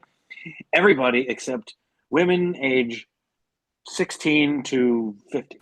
That's the truth. Because they're not being mean. They just sort of have to be like horses with blinders on, sort of straight ahead. Because if they look up and say hi to any guy, he'll go, "Hey, I've got a chance. This might go." No, you're 100%. You're 100% right. They have that defense mechanism built in until it's sort of like getting to retirement age, where the older lady goes, "Oh wait, I'm free. Nobody cares." What? And then they're like, "Wait, I'm free?" No, you bring up an excellent point, and like I remember, I studied like when I found out about this, a long time ago, or whatever. That actually women get socialized far more than men do because the world is interested in women if they're even mildly attractive. All the men are interested in them. Oh my God, you're so good at like painting. You're so good at hairdressing. Oh, you're such a fashionista. And like men, I was like, you figured out that men probably get 1 or 2 compliments a year. Right? You got your bro. He says, "Hey, is that your new knife that you're carrying?" Yeah. Oh, that's a nice one. You're like, all right then. But women get like brother. 5 or 6 like social intrusions a day. And she doesn't have to be a 10. No. She doesn't have to be a 9. Right. She doesn't have to be a 7.6. No. She doesn't even have to be a 5. Doesn't have to be a 5. She could be a 4.7. Yep. She will still get that. She could be on the cover of 4.7 magazine. 100%. And still get that interest coming at her from every angle because it's the end of the night. She's at the bar. Somebody's going to give her a compliment. Yeah. Well, not only that, but you think about like the men that are maybe hitting on her during the day. She might be a 4.9. Some of these men might be 3s, but they're still horny. So they're gonna shoot for her. You know what I'm saying? They're gonna be like, oh, okay, maybe I can't get like a 7 or an 8. I can get her. Or maybe like, maybe they don't have the greatest job, or maybe they don't have the greatest social skills, so they think that she's attainable. And as soon as a woman looks up and, like you said, makes eye contact, oh, it's over with. The guy's coming right over to you, bro. And like I said, there's 10 men for every woman each day, bro. Like you could go, like you're going to the grocery store. Say you're like mildly attractive. You're a 6, right? That means just above average. You go into the grocery store, you're getting your carrots, you're getting your broccoli or whatever, and the guy's there. stalking the vegetable aisle, and you look up at him, and he's looking at you with the lady in the tramp eyes. He's like, and he's holding an eggplant and a cucumber. yeah, he's like, which one? Huh? Can I help you? I make risotto, and I'll come over. I'll teach you how to do it, right? I mean, that was close to home. Yeah. You have used that line. Yeah. I make risotto. I make risotto. Very good. Gordon Ramsay would approve. He loves my risotto. No, but that's the truth. And then you think about like how much. It's not even that the women get hit on. Like they have to rebuff this all the time. And so I was talking to somebody the other day, and I said, attractive women, they have to have the ability to have that bitch switch, and they have to have it on until they turn it off. Right? They can't be off until you turn it on. You have to have it on. And until somebody proves themselves, and then you could turn it off and relax. Maybe he's not. They need that. They need that automatic repellent. Yeah. Unless they come from somewhere weird. Okay. Like Queensland, Australia. Okay. Where there's no one around, and they can grow up not knowing. That's true. And be an Adonis That's in true. in the desert, who's just sort of working on a farm, right. or somewhere. There's from somewhere in Canada, right? She's in Edmonton, yes, and where it's freezing, and everyone's covered up. Yes, you never know she has a banger body. Yeah, that's right. So it's just hidden. Then she could grow up a whole way, and maybe then get to 21. Natasha Henstridge. Okay, remember Species? Yes, she's Canadian or something. And when you hear her in an interview, can conduct an interesting conversation. Yeah, she can talk. And you go, why is this person interesting? Because somebody go, oh, wait a minute, why are you like that? Or somebody that's experienced, sometimes they didn't get hot till they were older. Yes. Sometimes they experience trauma. Yes. Because that trauma makes you funny. Yeah. So my wife is super hot. Yeah. Why? And for a while I had to go, why are you so funny? Yeah. Oh, trauma. Yeah. Trauma makes you funny too. Well, sorry. Well, it's funny you say that because some of the most base people have gone through a lot of trauma. They end up in the sex industry and they know exactly how the world works. They're not delusional at all. They know exactly, right? They just come with a whole house full of baggage that you don't want to unpack. You're like, well, no, keep that baggage outside. But so I learned this in engineering school, right? There's two ways to transmit energy. And in this way, I think about this a lot in the form of trauma or how you change your life. There's you can do it slowly over a long period of time, or you can do it a big volume instantaneously, right? And so if you do it slowly over time, that's going to change you slowly over time. It's the least amount of pain. But if you want to change instantaneously, it's going to require a tremendous amount of pain, but you'll be changed instantaneously. And that's the kind of trauma that's very hard to deal with. So that's like Captain America going into the pod as a skinny weakling, and they need a tremendous amount of energy to turn him into a built Greek god, right? Versus the skinny weakling who, when he's 12, goes, I'm going to drink my milk, I'm going to eat my eggs, I'm going to work out every day, and I'm going to run and play sports. And then before you know it, at 22 years old, where did these muscles come from? Yeah, he's an Adonis. It took 10 years. Yeah. It took 10 years. Right. And then one of them changes your psyche and the other one, it leaves you a little bit fragmented. Another parallel, kind of way to look at it. Wait. What you got? Wait. I just lost my... Oh, okay. Let me say what's up to everybody in the chat. No worries. You're good. We very interesting conversation, having a good time with that. We got Monk Fruit saying that the Hoosiers say pap. Pap, can I have some pap? Yeah, I was up in Terre Haute, Indiana, for a while. I went to college over there, so I know all about Indiana, bro. It was interesting. I didn't stay. Let's just leave it at that, bro. But there's a lot of good people in Indiana. I loved my my tour of duty there, but I was glad I didn't end up living there. Now, we're talking about trauma. This is one of my favorite things to talk about. Now, I'll probably have to wait. I'll have to probably repeat myself when Charlie comes back.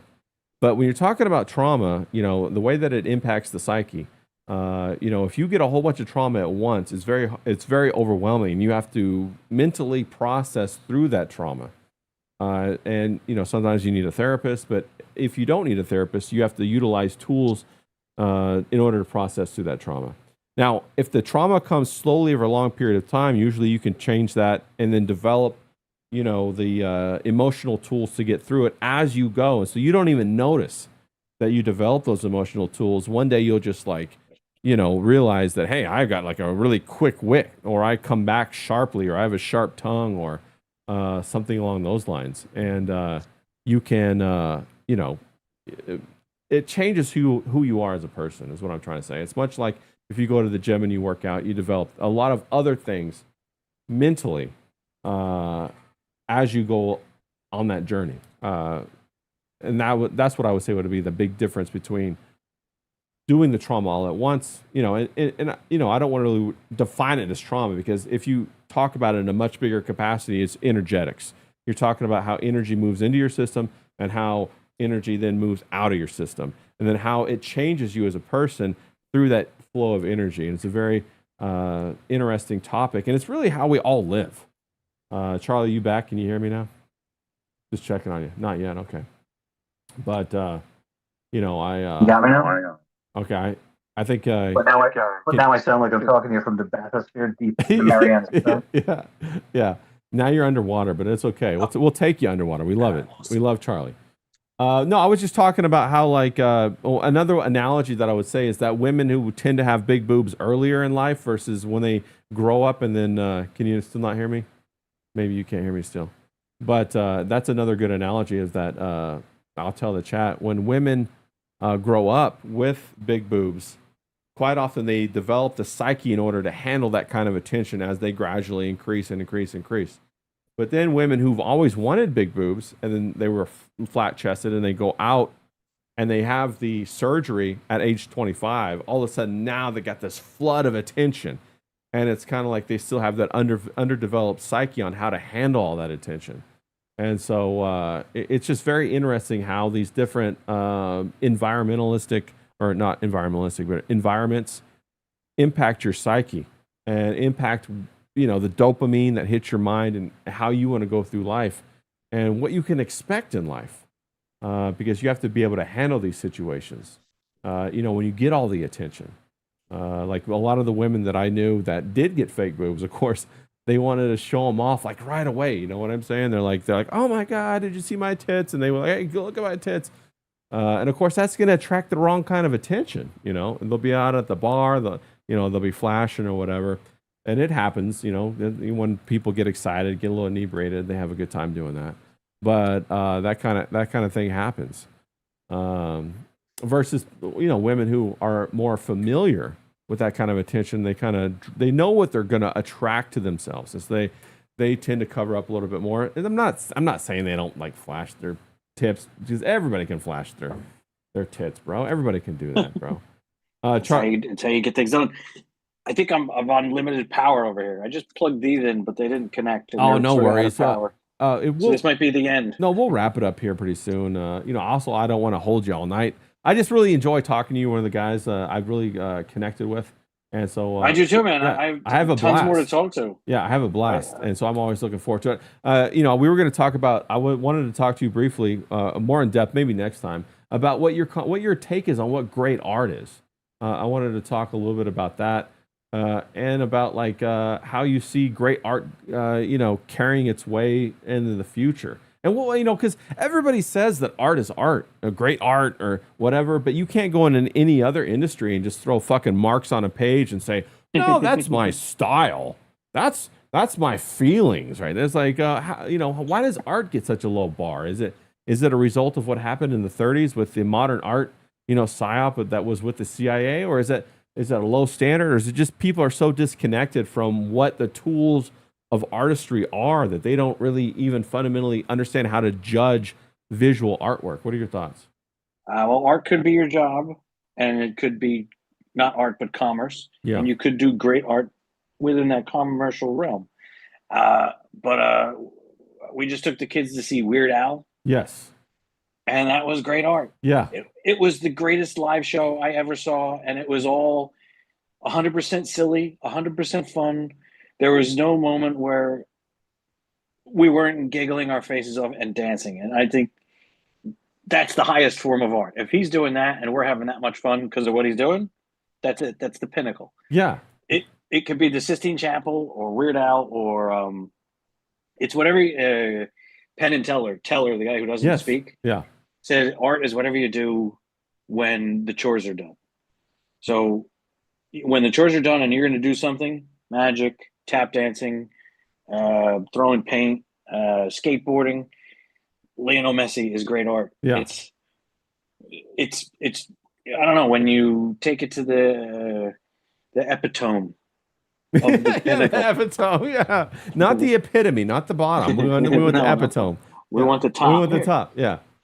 So, and then maybe to be as pithy as I can be, if you have a craft and you take the craft to its mastery, Yes, and then execute it for whatever need possible, and somebody enjoys it, maybe one of the things is you can make great art, but it doesn't count if you hide it in a drawer. It has to be shared. Okay. And a lot of artists get a little bashful about sharing it, or saying that it's good. You know, when you're in art school, a lot of people go, "Here's my art." Yeah. It's just not. This line here is not very good, but yeah, somewhere around. the toady. Yeah. Somewhere at a certain point, you have to learn to go, "Here's my art. Isn't that cool? I really liked making it, and I really enjoy sharing it with you." Right. And so you can't be a little too bashful. You got to say, "Hey, this is cool, and I like sharing it." Yeah. It's, no, I agree 100%. I think also another component of great art is that it resonates with an emotional context within the viewer. And the viewer understands the message clearly that the artist is trying to communicate. I think that's another criteria for great art. Like, you know, Weird Al was trying to communicate fun, and he did that like 100%. Like, I've heard Weird Al many times, bro. He's fantastic. What are your thoughts on that, Charlie? It doesn't even have to be understood the right way. Okay. You might be trying to make one thing, and everybody sees it completely other way. Else. Yeah, that's a good point. Or a lot of times you don't understand what you're doing, but you're just pursuing it. You're just pursuing it. Like you think you're telling a story about. Oh, that's a great point. Yeah, you don't have the POV on it. Yeah. You don't know. I mean, and everybody else sees something completely different that's much bigger than your initial thought was, and you're like, "Oh shit, okay, I kind of stumbled into that. Yeah, I meant to do that." Like, well, Calvin and Hobbes is a great example. Yeah, I don't think Bill Watterson knew that that's what he was putting together when he started doing the daily strips. You know, he was just, I like this, and I like this, and this, and I'm putting them together, and everybody said, "This is amazing." Yes. This is an examination of imagination and adventure and love of life. Yeah, yeah. And he might have said, "I was just trying to draw a kid with this stuffed animal." Right. So what the result is not at all what you intended. Oh, good point. Yeah. But the way everybody sees the band Fish, they sort of make songs that they don't know what they're. You know any of their songs? Won't you look into the freezer? Yeah. Caesar with a tweezer. What the hell is that? Yeah, but everybody goes, "Oh, we want to dance. We like it." Yeah. The way I'm making this book right now, I'm not trying to do anything other than draw cool pictures. And as I go, these three characters are there, and I'm just letting them interact, do stuff. Yeah. And then as they interact, I'm keeping the basic idea of the characters in mind. And the basic plot. And as each page unfolds, I would go, I'm going to draw this panel where she looks at him. And, well, why would she look at him like that? Oh, well, because she's skeptical of him, and he just said something rude, and how will they react? So it's just unfold. Or the old example was Pinocchio, right? So it's Jonah and the whale. It's bringing a boy to life. The people that wrote that story and the animators that made that. And when the boys go off to Pleasure Island and they all get turned into braying donkeys that can't say anything. Yeah. Did those writers and animators know if you follow your pleasure nonstop that you're going to turn into a mindless donkey, an idiot? Yes, I think they did. Were they aware? Well, maybe, probably. And then when they go into the Club 33, we're going to talk about that next time. Maybe, I don't know. We'll see. Club 33? Yeah, the Disney Club 33, the hidden Club 33. Yeah, well, I think there's a big occult component to Disneyland, and I think like corruption is justification for them to have totalitarian authority over you. And so I think if you accept the corruption, Like they have this concept of karma, where then if you accept that, then you get everything else that comes along with it, and allows them to do whatever they want to do. I think that's the basis of what that Pinocchio parable is. So wait a minute. So Disney, as he and his studio were expressing that honesty through that cartoon as they pursued truth, Yeah. they stumbled upon this idea. Now you're saying what built this Disney empire, who has become corrupted, has become the Pleasure Island itself? Yes. I think initially it was Pleasure Island. I think initially it was. I think it was an alchemical process to change society, and I think it had on its face this face of like reaching children, blah blah blah. But it's exactly what like the Jesuits do and these other groups when they target children, because they know if they imprint them before 5, then they'll maintain that through their entire life. And I think he knew that. Well, you don't think his initial goal and the building of it was good and righteous and telling stories and beautiful art, but as an institution over time, maybe it became Fantasia. Yeah. Like a conversation about Fantasia and the philosophies behind Fantasia, and that was like that was the one he made like after Bambi or something like that. Like what wasn't Snow White was the first big huge hit. It goes Snow White, Pinocchio, then Bambi, I think, yeah, and then Fantasia, and I think that was like there's a huge occult like stuff in Fantasia. But then even before that, he did a whole bunch of cartoons, and I think I mentioned them to you before. Maybe that'll be a fun discussion one day when you have time. I'll pull it together, whatever. All right, hit me. I would have time now, but I'm I know, and I really don't want to keep you more than 2 hours. I know we could go longer, but I want to, you got family time and all that stuff, and I don't want it to be where your wife is like, I don't want you hanging out with that Ray guy anymore. You guys talk too much about fun things. You know what I'm saying? No, she already she and my son were looking at your Instagram artwork. Yeah. Because they were looking and say, "Whoa, this is so cool!" Yeah, and they love. Well, your I appreciate Instagram, that. So. Thank you. Yeah. Welcome. You're a part of the family now. I appreciate that. Yeah, I put a lot of my landscapes on there. Basically, that's all I used to do is landscapes and portraiture. And this whole comic thing is new. I'm excited about it. I absolutely love comics, though. But no, back to the thing about Disney is that he did some earlier cartoons about the initiation, like with all kinds of like secret societies and stuff like that. It's out there. Like he did it in the 30s, and that was before he made these big blockbuster movies. And so when he made the short cartoons, the short cartoons, like one of them is like the initiation of Mickey Mouse or something like that, where Mickey Mouse joins a secret society and it goes through this whole initiation thing. And it was back during the time. The same thing with the what were the little kids, the Rugrat kids that were back in the day. And like I'm talking 20s, 30s back in the day. The alfalfa and the gang? Yeah. What were I forget what they were called. I don't know if anybody in the buckwheat alfalfa. There was a term for them, but they were all orphans, and they were scooped up into the Little Rascals. Joe Schmo called it Little Rascals. Nice. They have these secret society running through all of their shows. They even have initiations, actual initiations that mirror like Masonic initiation rituals. Wow. Yeah, and then a whole bunch. Well, it's fascinating, bro. I'm not judging either way, whatever. But it's fun to know this and know what the influences are on these different like forms of media that we consume. Well, I'd like to be in a secret society. I would too. I couldn't tell nobody though. I got to keep it secret. Whether I'm in the Knights of Columbus, or the Stonecutters. Sure, I'd love to be a stonecutter. The Elks Lodge, you got the who keeps the metric system down. Yeah, we do. Yeah. Well, I mean, and that's also the club I want to join. Yeah, portrayed through The Simpsons, and I think those are them telling us, like through media, they can communicate the truth through fiction, and they do. You're going to get the most truthful and honest things through fiction, and I think that's how it works, and I think it's fascinating. It is but you think some of those clubs are sinister, where others could another one just be ping pong and beer? I think okay, this is how it works. I think and this is exactly how it works. I think 90% of everything is benign, or is that the right word? Benign. Yeah, benign. And I think they have rings inside of rings, and they need the 90% to obfuscate the 10% that actually does things. I don't like, bro. I've known a lot of Masons in my day, bro. They're just guys who like the Thursday free food. You know, they had the prime rib on Thursdays or whatever, bro. Let's get drunk and eat ribs. Yeah, I mean, great guys. You know, they want to. But then there's the little group within the group that does different kinds of things. That you know, they do Kabbalistic kind of things. They do that. They do all of that. What is it? Anyway, the Kabbalah. There's a term for it. It's escaping my mind right now.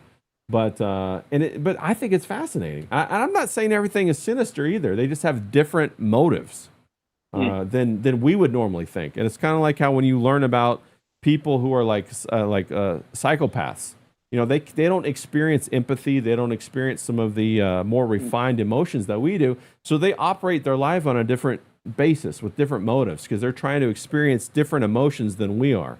They really chase the adrenaline. They can't handle anxiety. So they're manipulated by these different currents that we don't see in the world because we're not subject to them, but they are, right? Where we're more subject to empathy, and they look upon us as having weakness because you're so empathetic. You want to help everybody, and I'm going to take from you and put you under my boot kind of thing.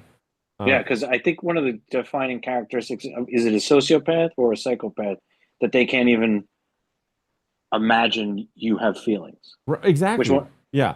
I think it's the psychopath. I think it's a psychopath. Yeah, they don't even consider it. And the psychopath doesn't care? Yeah. Well, yeah, one can't get out of his own POV and the other one just doesn't care. It's like they have no emotional binding to it or anything like that. And I think that kind of stuff is so fascinating because when you're writing your characters, that's how you really write evil. Because evil is something, it's not, I want to take over the world and destroy everybody. Evil is just like Thanos. Like, no, I just don't care. You don't care that those kids are living in squalor and they've been abused? No, I don't. I don't care. I'm going to use their mother to do what I want to do, and I could care less. Like, bro, that's fucking evil, right? But it's this like, and then it has a resonance of truth because we've all experienced that. Like, I've never experienced a Hitler or anything like that, right? I've never experienced a Pol Pot or a Mao Zedong, but I've experienced these other people who are like cruel to their children. And I've been in their houses when I was a child and I've seen it. And then when I grew up, I was like, wow, that's what that was. That's fucking wild. That was nuts. That was nuts, bro. Yeah.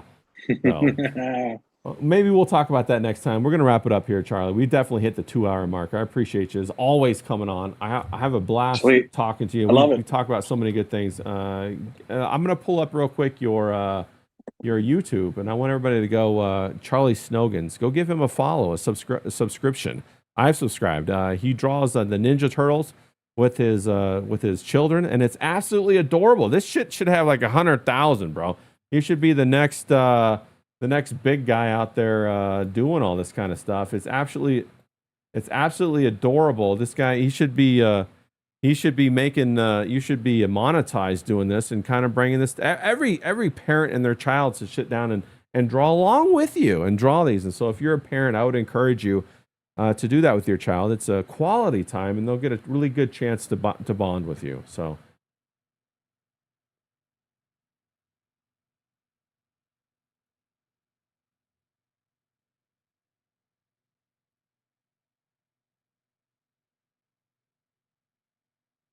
Oh, wait, hold on. Sorry about that, Charlie. I got the audio.